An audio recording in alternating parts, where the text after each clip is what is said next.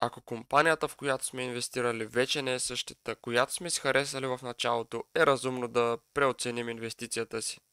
Здравейте и добре дошли обратно в канала Първично време. Днес няма да си говорим за криптовалути, а ще си говорим за акции и за някои съвети от известният инвеститор Уорън Бъфет, така че нека да започваме с това как да решим кога да продадем акции. Решението да продадем акции е едно от най-трудните в инвестирането. Често се питаме да продавам ли сега, защото цената се е вдигнала и искам да реализирам печалби, или пък да продавам, защото цената е паднала и искам да огранича загубите си. А може би трябва да продам, защото моята инвестиция се движи само настрани, докато други инвестиции, като криптовалутите, правят доста хора богати в днешно време.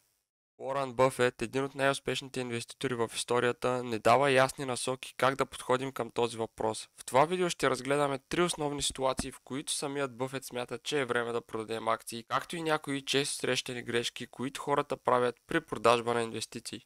Започваме с първата ситуация, която е доста логична, а именно Уорън Бъфет казва, че през първите 20 години от кариерата си той е продавал акции почти винаги, когато откривал по-добра инвестиция. Това е като да смениш стара кола с нова и по-добра. Също така той споделя, че е продавал акции с тройна печалба, за да купи акции с двойна печалба. Това може да звучи странно, но логиката е проста.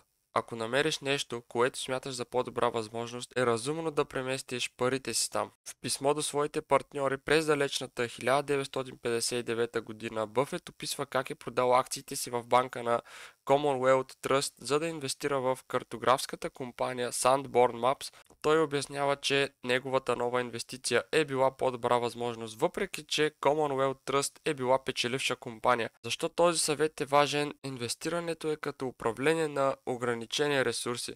Ако вложиш пари в една компания, не можеш да ги вложиш в друга и за това е важно да преценяваш в коя инвестиция може да инвестираш, за да ти донесе по-добра възвръщаемост. Продължаваме с друг интересен сценарий, а именно когато нещо фундаментално се промени в компанията. Бъфет смята, че е разумно да продадем акции, когато нещо фундаментално се промени в бизнеса на компанията.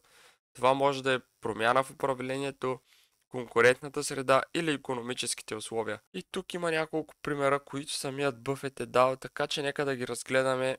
През 2020 година той продаде акциите си в няколко големи авиокомпании, защото пандемията от COVID промени бъдещето на индустрията. Друг пример, през 2014 година той продаде акциите си във вестник The Washington Post, тъй като медийният бизнес се промени драстично с навлизането на дигиталните технологии. И последният пример е инвестицията му в хранителната верига Tesco. Той не уточнява защо точно продаде акциите си, но споменава, че е имал проблеми с управлението на компанията. Ако компанията, в която сме инвестирали, вече не е същата, която сме си харесали в началото, е разумно да преоценим инвестицията си. Третата ситуация е, когато една инвестиция стане твърде голяма част от цялото ни портфолио. Той често казва, че предпочита да инвестира в малък брой компании, в които има пълна увереност, вместо да разпръсква парите си в стотици акции. Въпреки това, дори Бъфет признава, че е важно да се поддържа баланс в портфолиото. Ако една инвестиция стане твърде голяма част от портфолиото, това може да доведе до значителни рискове. Нека сега да разгледаме някои примери, като започнем с компанията American Express. През 1967 година Бъфет намали дяла си в American Express, след като акциите му достигнаха над 40% от портфолиото му. Това беше необходимо, за да поддържа диверсификация и да намали риска от прекалено голяма експозиция към една компания. Бъфет обяснява, че дори да имаш висока увереност в една компания, е важно да не пренебрегваш принципа на диверсификация, като сега ще ви дам един цитат от него. Колкото по-малко е вашето портфолио, толкова повече можете да си позволите да инвестирате в една акция, но трябва да внимавате да не прекалите. Този пример показва, че дори най-големите инвеститори трябва да следят баланса в портфолиото си. Защо това е важно? Ами започваме с намаляването на риска. Ако една компания изпитва сериозни проблеми, това може да има катастрофални последици за цялото портфолио, ако инвестицията е твърде голяма.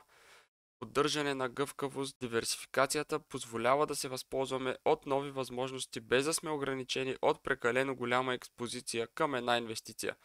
И психологическият комфорт, прекалено голяма експозиция към една акция може да доведе до емоционален стрес, ако пазарът е волатилен. Как Бъфет подхожда към диверсификацията? Той не е противник на концентрираните портфейли. Вярва, че ако имаш висока увереност в една компания, е разумно да инвестираш значителна част от капитала си именно в нея.